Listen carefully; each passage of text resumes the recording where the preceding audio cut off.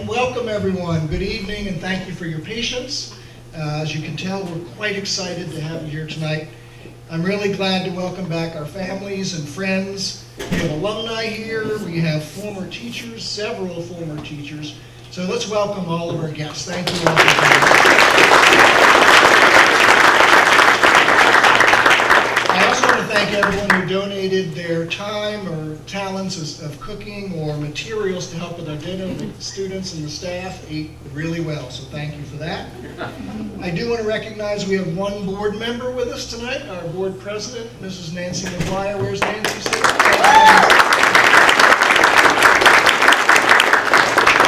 I want to remind everyone to please silence your phones. Now sit back and enjoy A Midsummer Night's Dream. Thank you.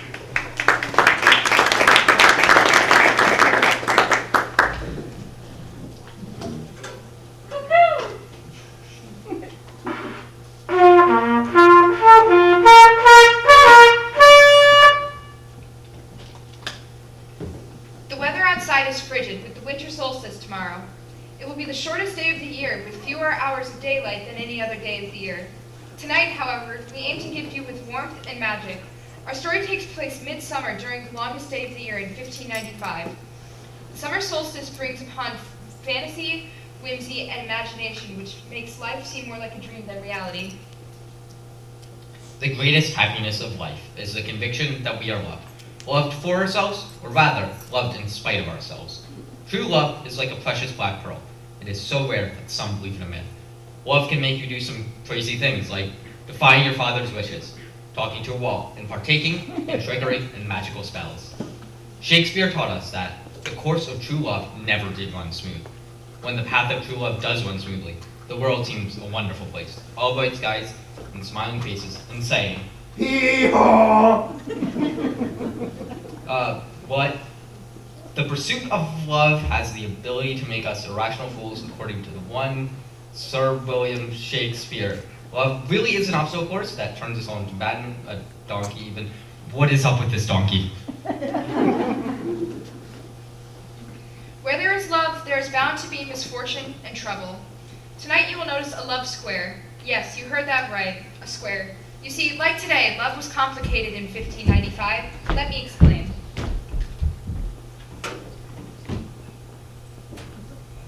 Here are our young lovers, Lysander and Hermia,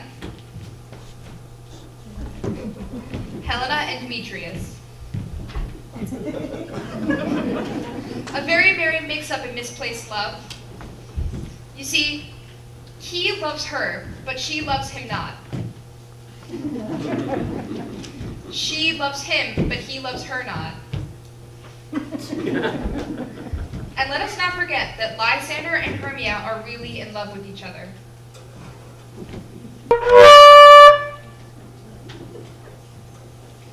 We open our story in the palace of Theseus. Duke Theseus of Athens and Hippolyta, queen of the Amazons, are to be married, and their happiness spread throughout the whole of Athens. Theseus cannot wait to marry, and the stage is set for love. Now, fair Hippolyta, our nuptial hour draws on pace. 4 days will quickly steep themselves into time. 4 nights will quickly dream away the time. Philostrate? Yes, my lord? Go stir the Athenian youth up to merriment. Of course.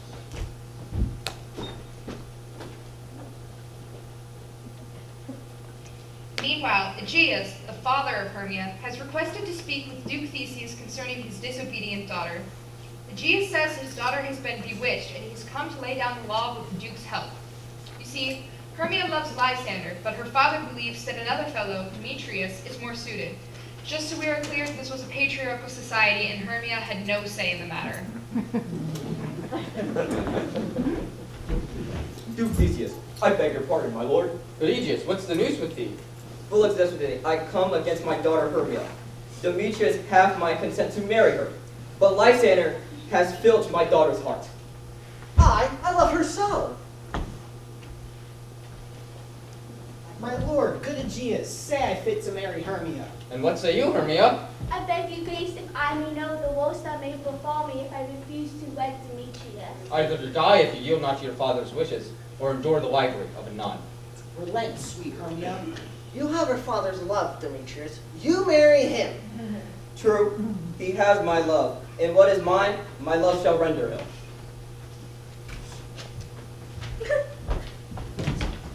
The course of true love never did run smooth. Fair Hermia, we shall skip the law and marry. Meet me in the wood tomorrow night. My good Lysander, tomorrow I meet thee. While discussing when and where exactly to meet in the Athenian wood, they hear their dear friend Helena moping about the palace courtyard. Hermia excitedly calls to Helena to share their good news. Godspeed, fair Helena. Call me fair. Demetrius loves you. Tis not Dear Helena, tis not my folly. Thou say not so. Face so not so. They just on thee. Teach me how they sway Demetrius's heart. I found upon him, yet he loves me still. The more I love, the more he hates me. Take comfort, he shall no more see your face. Lysander and I shall fly this place. Hermia! Hermia here. Father calls. Oh, Helena, good luck with Demetrius. Hermia! Helena, adieu. Oh, spite!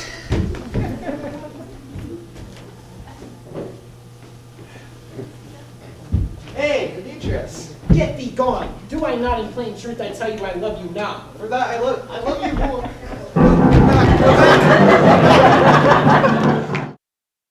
Place, a group of tradesmen known as the Mechanicals are gathered. Their leader and director, Quince, has an idea to put on a play for entertainment for the Duke and Duchess's nuptial celebrations. Listen in as they plan out their story, characters, and props.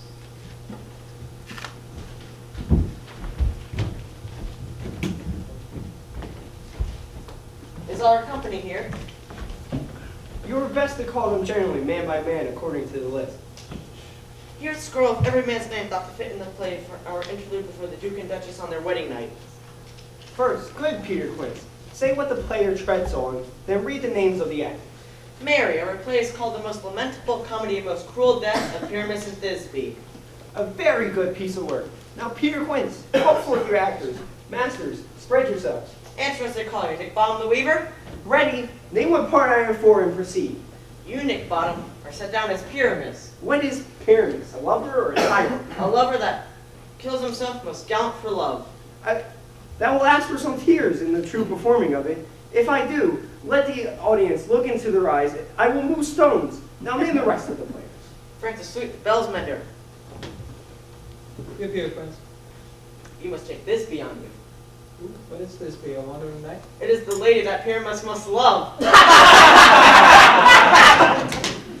Nay, faith, let another gentleman take unto you. That's all one. You shall wear a mask and speak small. Let me play Thisbe too. I'll speak in a monstrous low voice. Thisbe, Thisbe. No, no. You must be Pyramus. This and you, Thisbe. Nay, faith, I have a beard coming. I shall speak small and wear a wig. Well, proceed. Robin Starveling Taylor. Here, Peter Quince. You must play Thisbe's mother. Tom Snot Tinker. Here, Peter Quince. You, Pyramus' father. And Snug the Joiner, you the lion's part. And I hope here is a well-fitted play. Have you have the lion's part written? Pray you, if it be. For me, I am slow of studies. You may do it next stone roaring, for it is nothing but roaring. Let me play the lion too. I will roar that, I will, and make the Duke say, let him roar again. Let him roar again. If you do it too terribly, the Duchess and the ladies would all shriek. It would enough to hang us all. That will I will aggravate my voice so that I will roar as gently as a cooing dove. I will roar like any nightingale. You can play no part but Pyramus. Well, I will undertake it. Masters, here are your parts. We meet in the palace wood by moonlight to rehearse. I pray you, fail me not. We will meet there, and there we may rehearse most obscenely and courageously. Take plans, be perfect. Adieu. At the Duke Oaks we meet. Enough. Hold or cut bowstrings. All darkness falls upon Athens. The mythical woodland creatures and fairies enjoy merriments, delicious foods, and beverages. Among the entertainment and merriment, Puck, Oberon's right-hand man, and Titania's fairies cross paths.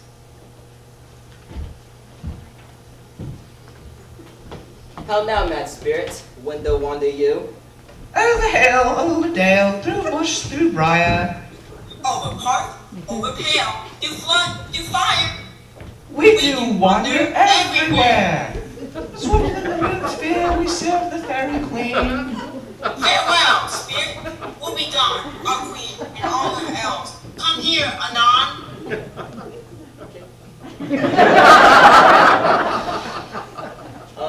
Oberon is passing hell in wrath because Titania's attendant half a boy stolen from the Indian king. She never has such sweet and changeling. Methinks Oberon has gone mad. You are that shrewd and knavish sprite called Robin Goodfellow. Are not you he that frights the maidens of the villagry? Thou speakest all right. I am that marring wonder of the night. Make room, fairies. Here comes Oberon. And dear our mistress, would that he were gone.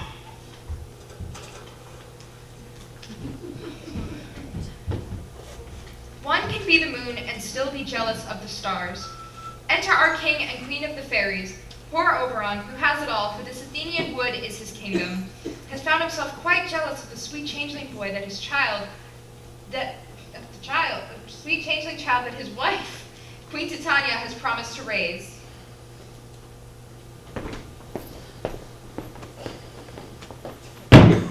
Ill met by moonlight, proud Titania. What? Jealous Oberon? Very skip hence. I have forsworn his company. Why should Titania cross her Oberon? I do beg that changeling boy to be my henchman. Set your heart of rest. The fairy land is not the child of me. How long within these woods do you intend to stay? Perchance into Theseus' wedding day. That's not if you want to go and dance with us in a round and see a moonlight babble is taken to us. Give me the boy and I will go with thee. Not for thy fairy kingdom. Fairies away! Go my way! Thou shalt not leave this grove till I torment thee for this injury. My gentle puck, come hither.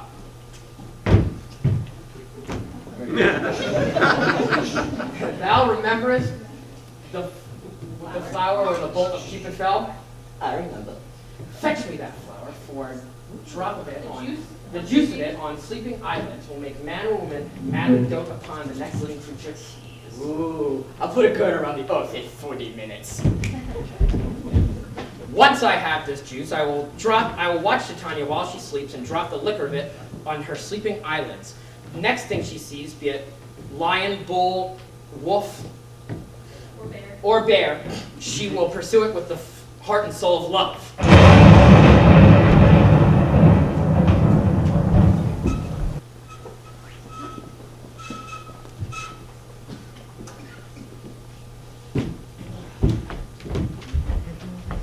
Get thee gone! Do I not in plain truth I tell you I love you not? And I am sick when I not look on thee.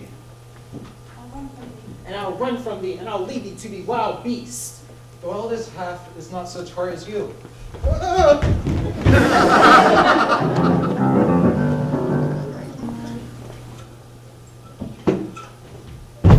Hast the flower there, welcome wanderer? Here it is. I pray thee, give it to me. While Titania sleeps where oxlips and nodding violets grow, her fairies bid her a dreamy rest. The fairies flitter out singing. You spotted snakes with double tongue, thorny hedgehogs be not sane, newt and blind worms do no wrong. Come not near our fairy queen, Philomel with melody. Waving spiders come not here, hence your long legs, spinners, hence the beetles black, approach not near, warn nurse now, do no offense. Philomel and melody, sing our sweet lullaby, never harm, nor spell, nor charm. Come our lovely lady nigh, la la la la lullaby, so good night with lullaby. Titania falls asleep with her trusty sentinel Mustard Seed standing guard. Oberon sneaks past Mustard Seed and applies the magical flower juice upon Titania's eyelids. He says under his breath, Oh, please do wait when something vile is near. And yet another part of the forest, Oberon excitedly awaits the arrival of his messenger with the news of Titania. Meanwhile, a crew of foolhardy mechanics who work for bread rehearse their play unknowingly nearby the dreaming Titania.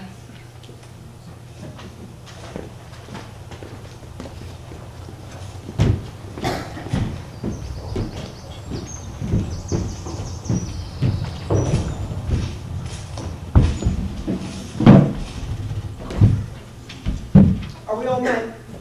Look here, this green plot will be our stage. This hawthorn break our retiring house, and we'll do it in action as we'll do it for the Duke. Peter wins. What sayest thou, bully bottom? There are things in this comedy of Pyramus and Thisbe that will never please. Hey, I believe we must now leave the killing out, for the ladies will not abide. Hearken, we'll have a prologue that will say we will do no harm with our swords. This will put them out of fear. Will the ladies not be afraid of the lion? I fear it, I promise you. Masters, you ought to consider bringing in a lion among the ladies is the most dreadful thing. Therefore, another prologue must tell that he is not a lion. Well, it shall be so. But here's the hard thing. Bringing the moonlight into the chamber for Pyramus and Thisbe meet my moonlight.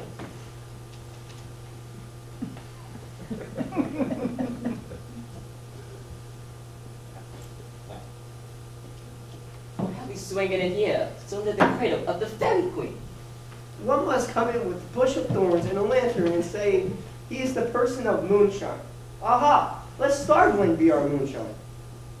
The other thing is, we must have a wall in the great chamber. Pyramus and Thisbe did whisper through a chink of a wall. You cannot bring in...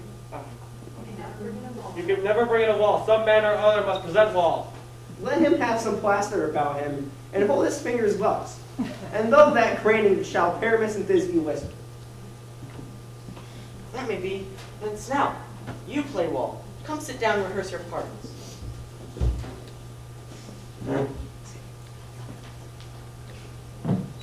What? A play tour?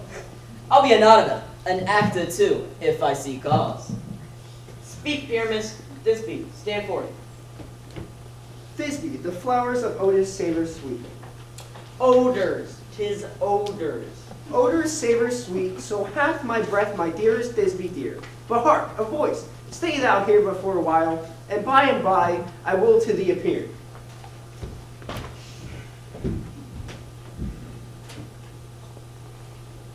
A stranger Pyramus than ever played here.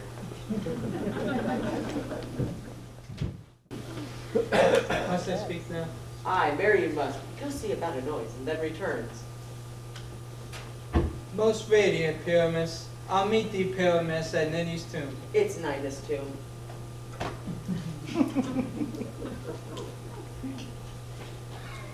As the mechanical...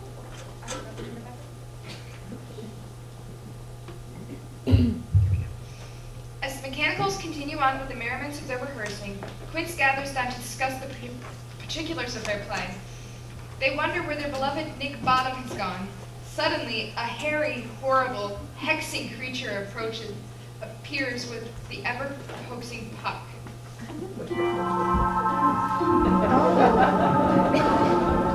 Oh, monstrous! Oh, strange! We are haunted! Help! Help! Help! Wait, is this not part of our comedy? Masters, fly! I bid thee, fly!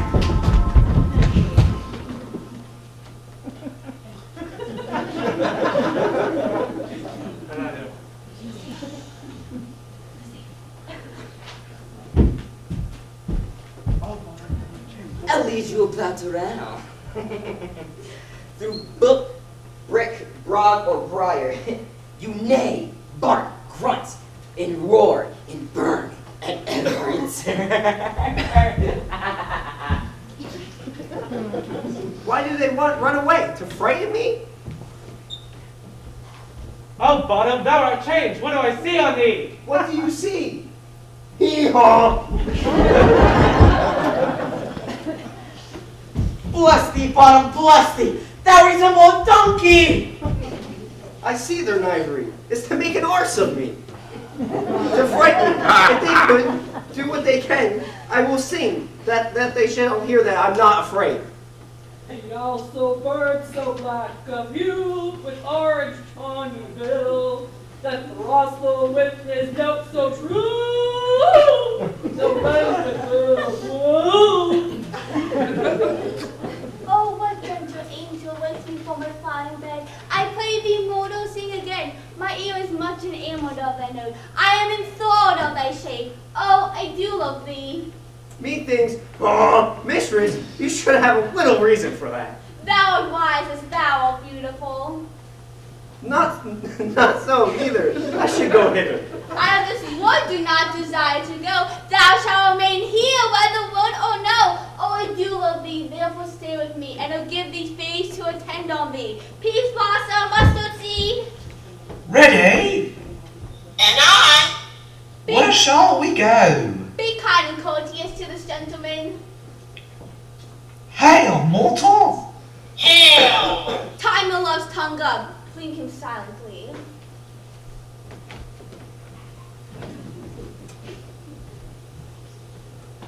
I wonder if my Titania be awake. And what it was that next came into her eye. How now, mad spirit? Something news. What up? You like it? Love! Perfection! Yay! Lysander and Hermia have met in the wood and are in the midst of their journey to their happily ever after.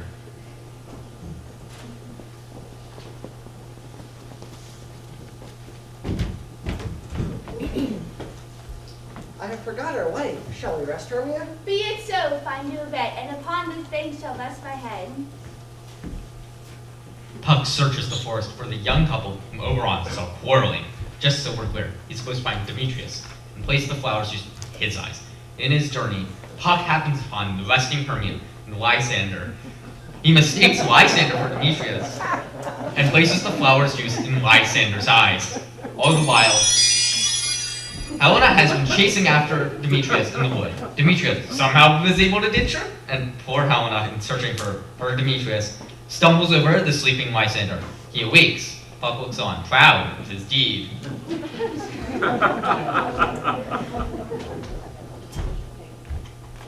Helena, I love thee. Wherefore I was to this mockery born?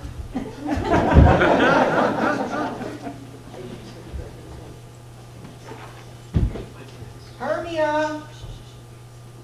Oh, Demetrius, where is my Lysander?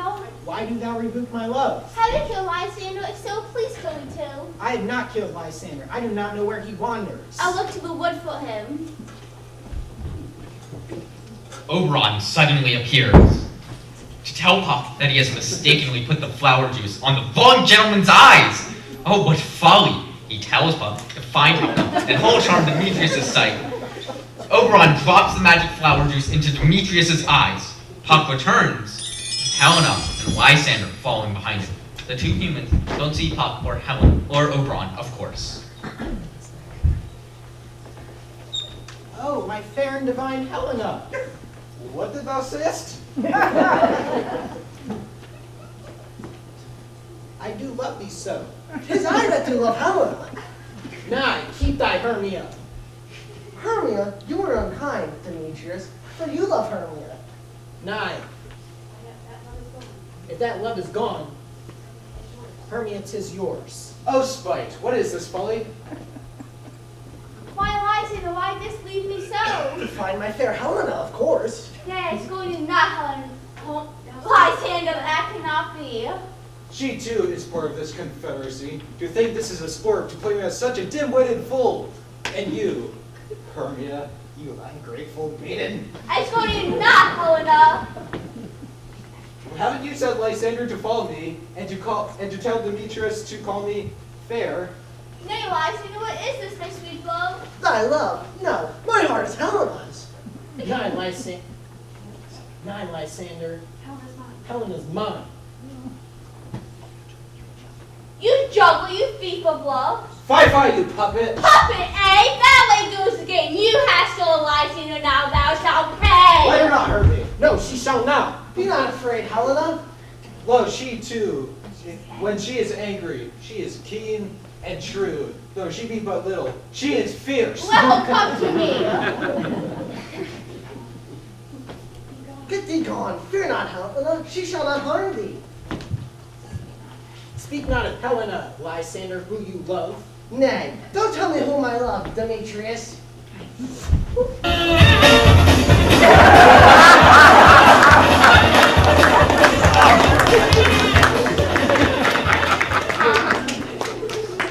Out of spite! Oh me, I know not what to say.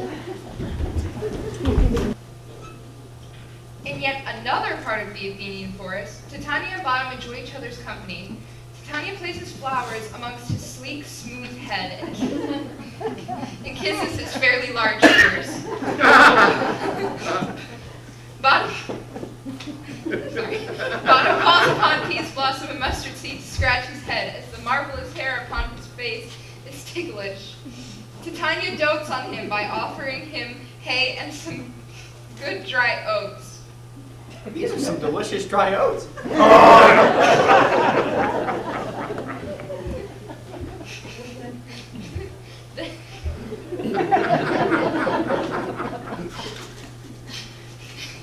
Then Bottom says he is due for an exposition of sleep and bids the fairies not disturb him.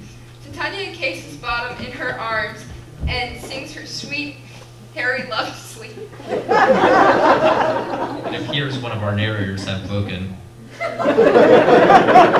Oberon and Puck come upon Titania and Bottom, entranced in a deep sleep. Oberon tells Puck that he now feels terrible and guilty for being jealous of Titania and her changeling boy. She had promptly let Oberon have her changeling upon his request. Oberon reverses the hateful imperfection of Titania's eyes and tells Puck to transform Bottom back to his normal-looking self. Oberon insists he lift Titania's spell first, and then Puck puts you to his task. Be as thou was to be as thou was to see. Now you wake, my sweet queen. Oh my Oberon, what came these things to pass? Methought I was enamored of an oath. There lies your love. What came these things to pass?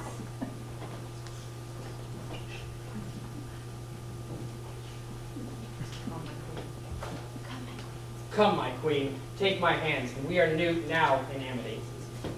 Fairy King, attendant Mark, I do hear the moving lark. Come, my lord, and in a flight, oh tell me how it came this night.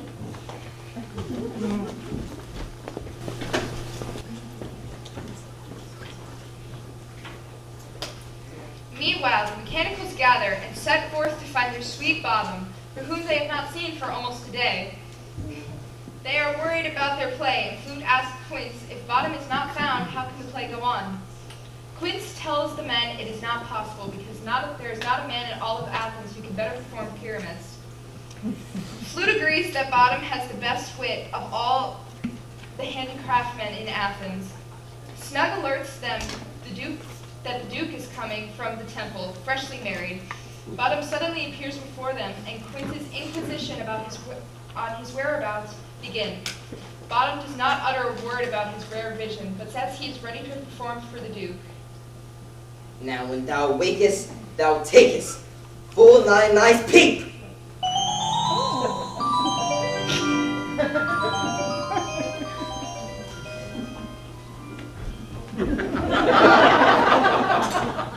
Peter Quince, Flute the bellows mender, Snout the tinkerer, Starveling, God's my life, stolen hence and left me asleep. Methought I had a dream, past the wit of man, and to say a dream what it was, I shall call it Bottom Stream.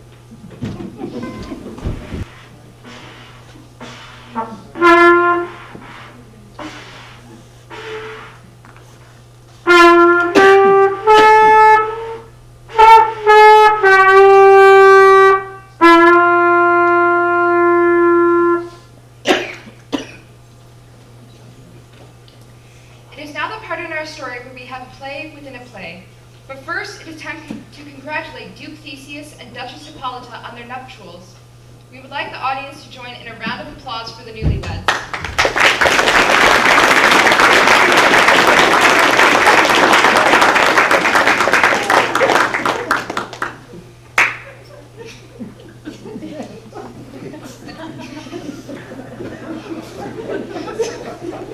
I'm sorry.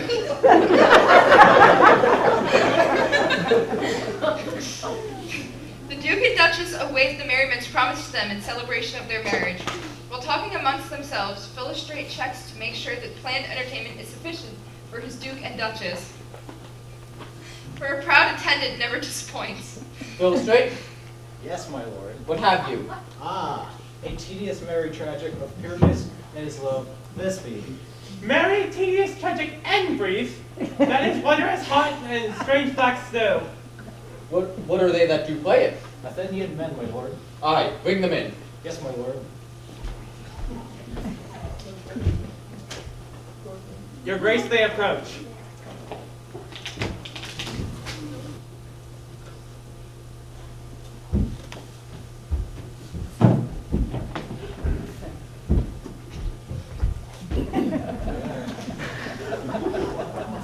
Gentles, perchance you wonder at this show.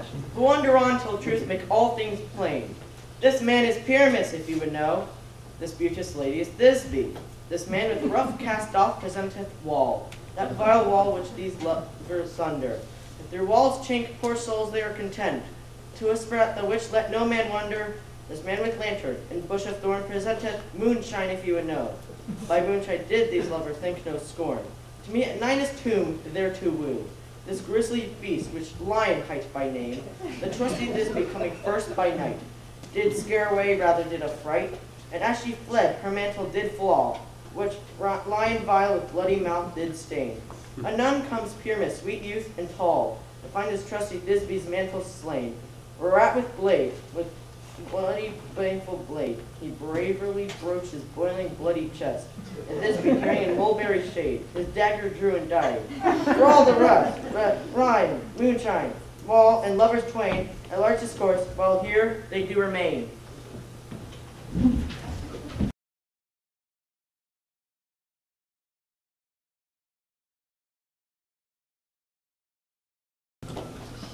I wonder if the lion means to speak.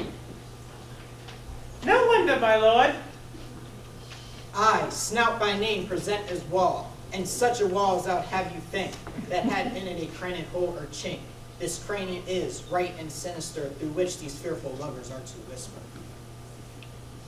This is the wittiest quotation I have ever seen, my lord. Pyramus draws near the wall. Oh, Grimlock night, oh night with hue so black, oh night whenever art when day is not, oh night, alack, alack, alack.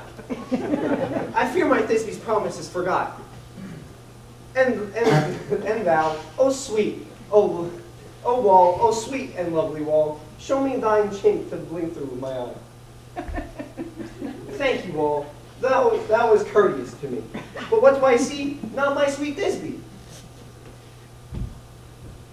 Oh, wall. Thou hast heard my moans, for pardon my fair Pyramus and me. Hark, I see a voice. Thisbe.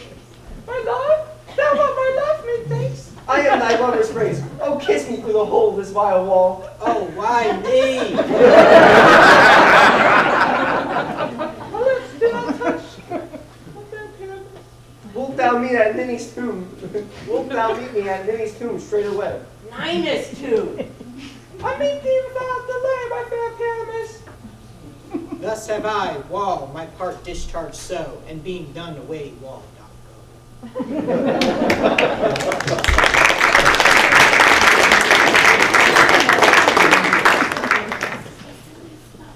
This is the silliest that I've ever heard, my lord.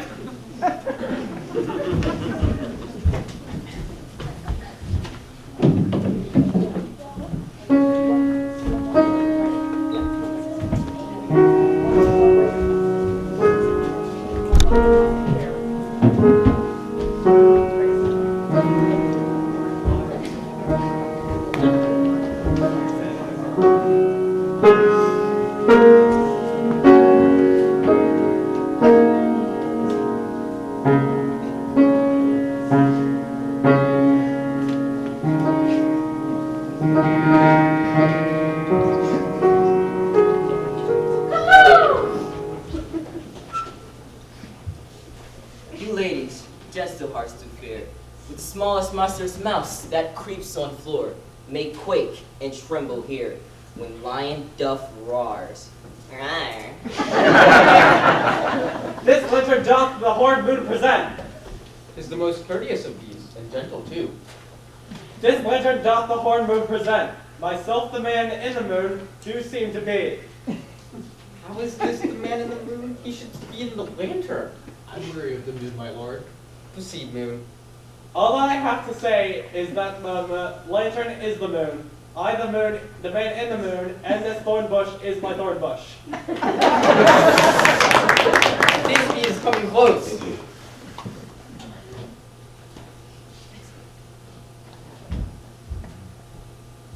This is on Minnie's too.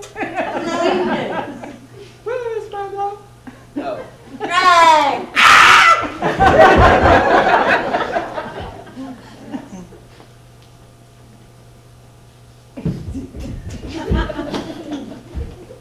Sweet moon, I thank thee for thy sunny beams. I thank thee, moon, for shining now so bright by thy glittering beams. I trust to take the truest of Thisby's sight. Eyes, how can it be? Eyes, do you see? Oh, dainty duck, oh dear. Thisby's mantle, what? Stained with blood? Oh, come, oh fates, come, come, cut thread and thrum. Oh, wherefore nature is this lion's frame? Hath here devoured my dear?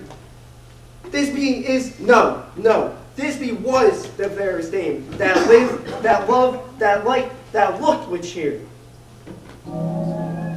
Come, tears, outsword and wound, the pap of Pyramus, I, thy left pap, where heart doth hop, thus died I, thus, thus, thus. Now I am dead, now I am fled, my soul in the sky, moon, take thy flight. Now die, die, die, die, die.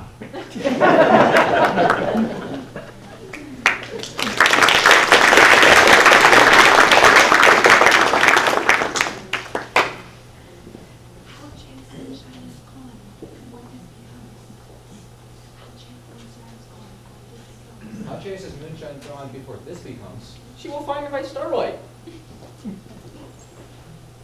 Here she comes, her passion does. Here she comes. Her passion ends the fight. Asleep, my love. What then, my dove? Oh, Pyramus of eyes. Speak, speak. Dead, dead. But Thomas, come in thy sweet eyes. Time, banana wood. Come, dressy sword. Come, blade, haunted broom. Farewell, friends. Thus begins. Adele. Adele.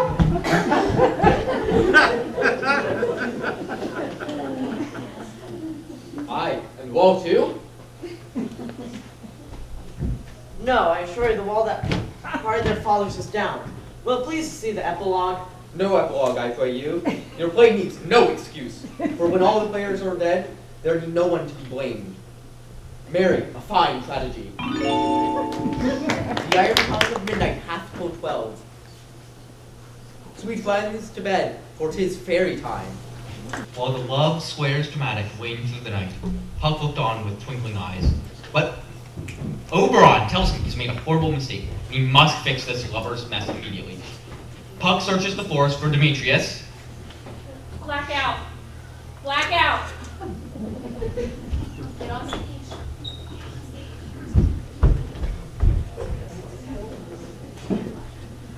Chocolate top, Spencer. Cuckoo! Sorry, they were in a different part of the forest.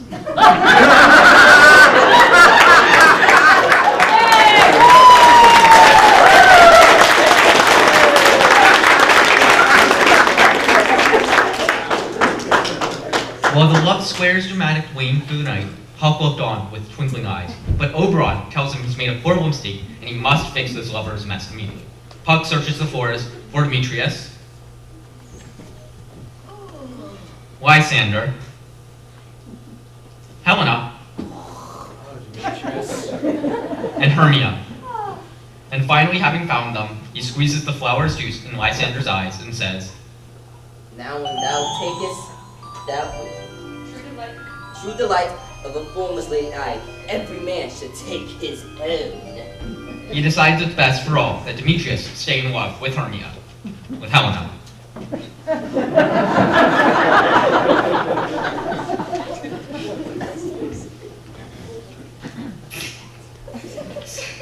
So at last the love square is no more. Each heart has been mended and beats to the rhythm for whom it belongs to.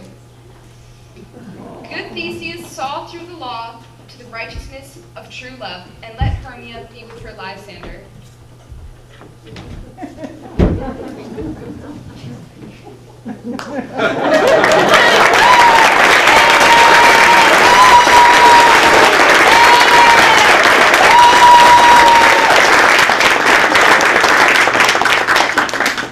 Love and magic have a great deal in common. They enrich the soul, delight the heart, and they both take practice.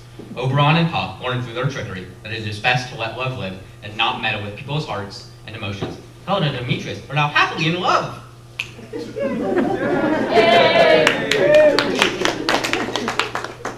has been said that love is the closest thing we have to magic. We certainly think so. We wish everyone the love and magic they desire in their hearts. As the moon shines bright tonight, let us remember, it guides us when we are lost, it illuminates our wild dreams, and most importantly, for us tonight, the moon was full and we fairies were left unsupervised.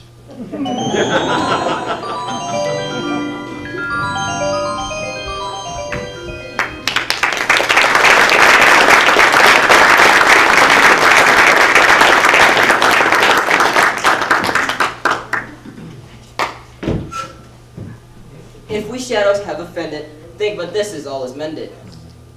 That you have slumbered here while these visions did appear, in this weak and idle theme, no real yielding, but a dream. Gentles, do not reprehend. If you pardon, we will mend. And I am the honest Puck, if we have unluck. Now to escape the serpent's tongue, we will make remends long.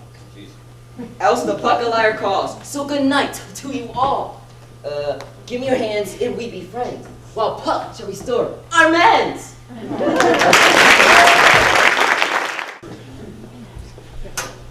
Tonight's performance and the weeks leading up to it truly have been a collaborative effort. Our theater troupe has worked since September to build trust and camaraderie. We played theater games, hosted DeSales University's theater troupe for a workshop, studied Shakespeare's work on page and screen, and created something truly special. Every teacher, staff member, and student in our school has had a hand in tonight's production. From ushering, creating art, cheering on friends, working backstage, to performing roles specific to the performance that you just enjoyed. Your children, some of whom are brand new to this school or have never taken part in a theater production, have grown tremendously. They're not the same child they were prior to this experience, for they have been changed by the magic of the theater. It has been a joy for Mrs. Wright and I to work alongside your children. Speaking of Mrs. Wright, she is a director tour de force. Her creativity, patience, friendship, and organization have led us to this night. We ask that you hold your applause until all the students' names are called in each grouping. First, I'd like to introduce our narrators. Harley Syracuse, Spencer Rosin, and Romeo Gonzalez.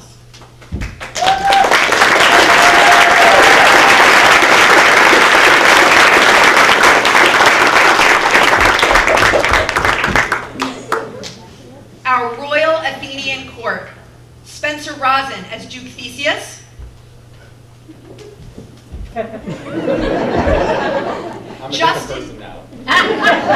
Justin Moy as Duchess Hippolyta, Isaac Baker Evans as Philostrate, Lasavian Brown as Aegeus.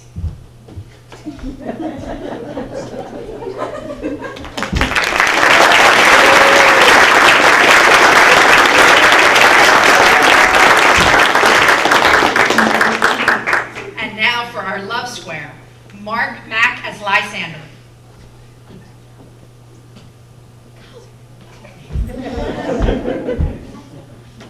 Javon Hill as Demetrius.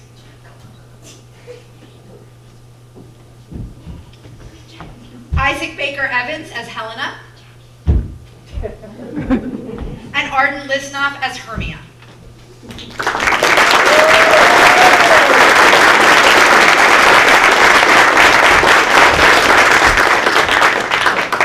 And now the mechanicals.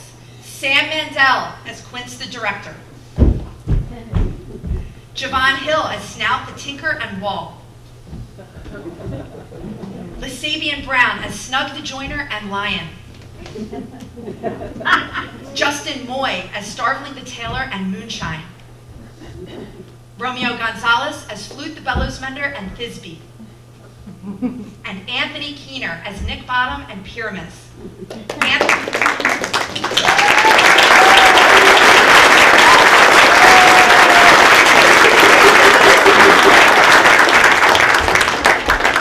It should be noted that Anthony Keener took this role on yesterday.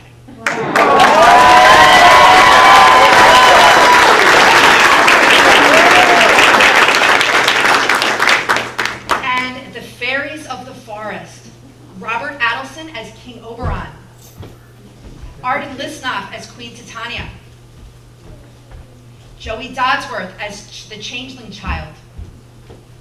Jack Ryan and Alex Varcoon, who could not be here but did the voiceover of Peace Blossom and Mustard Seed.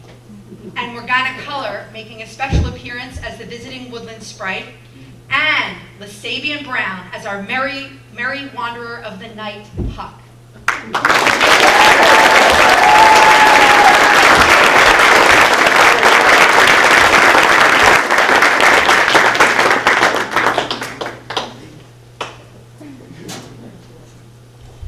And now I am honored to introduce all the behind the scenes, but the most important work with our show, all that encompasses stage crew. I again will ask you to hold your applause as we have a lot of names to read off and acknowledge. Our stage crew is led by Miss Shannon Tillman.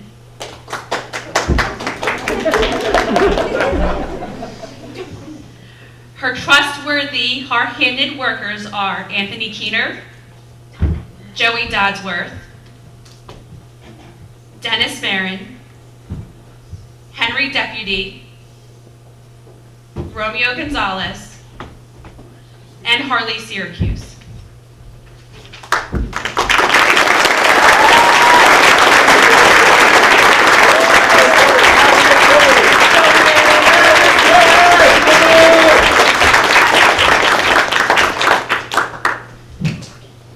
Our amazing and lovely costume coordinator and line coach, Mrs. Mary Culler.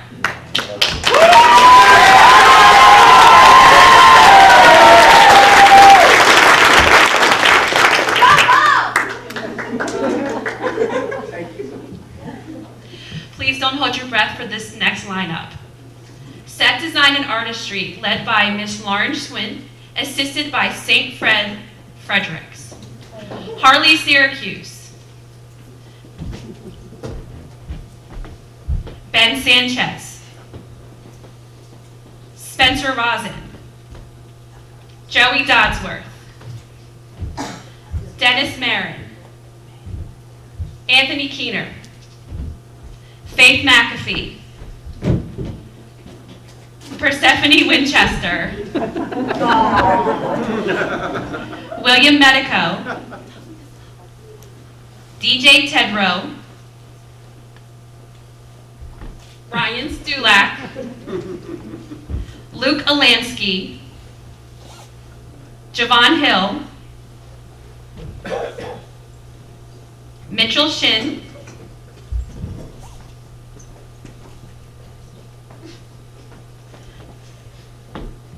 James Lyons. Justin Moy. Oliver Allen. Nora Forte. Arden Lisnoff. AJ Cape. Sean O'Hara. Alex Varcoon. Romeo Gonzalez. Robert Adelson. For these fine folks have developed, created, brainstormed, and executed our wonderful and beautiful and most amazing set thus far.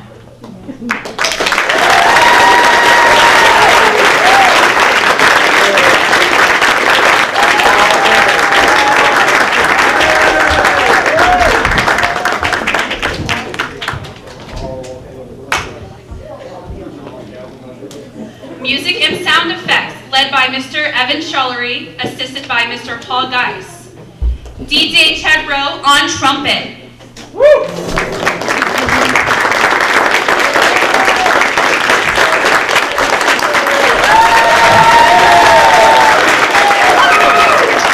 Brian Sulek on piano.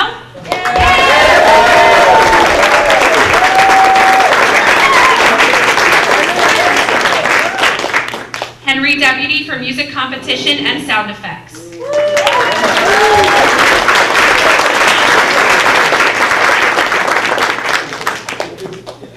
Our light crew.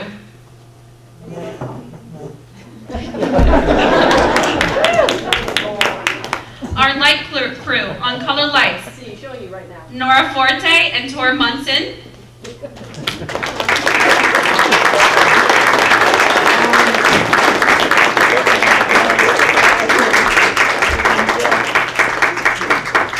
Featuring Mrs. Donna Marie Zaccoli on Spotlight.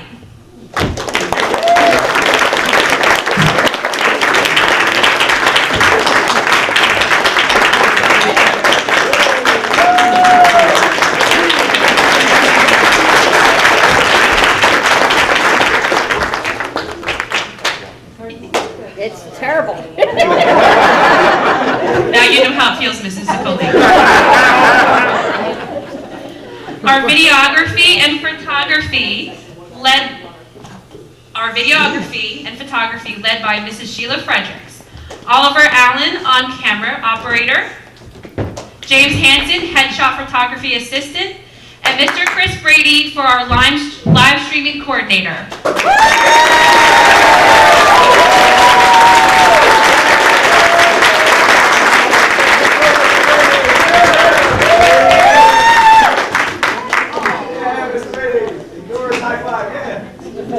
Mr. Rader's supposed to be part of flight for Mr. Rader. Our ushers this evening were Luca Lansky and James Hansen.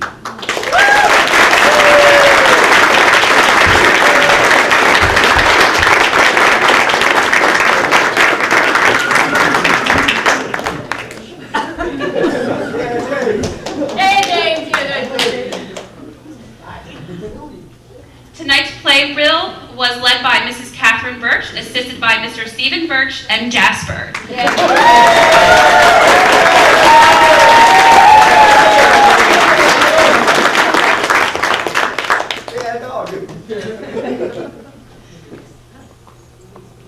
Mrs. Birch, we want to thank you for all your hard work, your literal blood, sweat, and tears that went into creating our play reel. It is no easy feat to complete.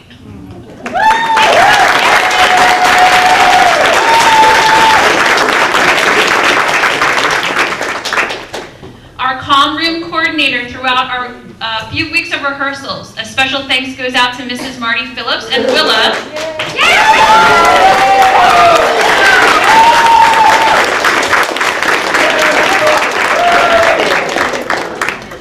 Mrs. Phillips, thank you for providing, oh my goodness, I must be catching the narrator's sickness here.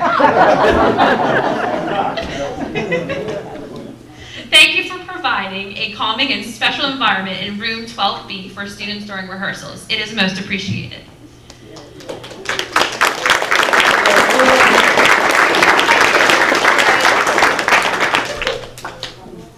Thank you to Mrs. Camille Picone for all your magical sideline coordination in the front office.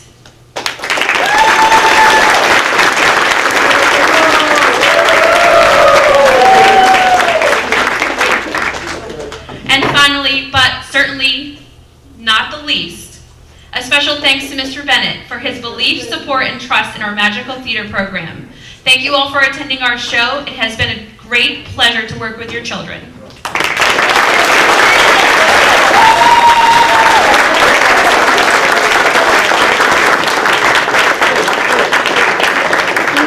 Come on out on stage, please. Everybody come out on stage. Come on up. Oh, that's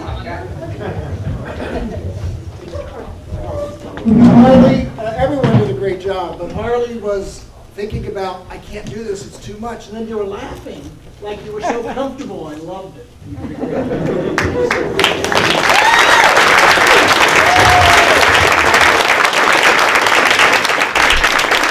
I want to say that Spencer wanted to blow a kiss in his picture, but we convinced him to do this instead. I mean, it's basically just 1984. Well, you know, Mrs. Wright and Mrs. Griffith talked about all of these wonderful actors, and you guys blew me away, especially those who filled in at the last minute, and those who memorized all your lines. You work together so well. This community is so cohesive, and I'm so proud to be a part of it. They left out two important people themselves. So let's call Mrs. Griffith and Mrs. Wright up, please.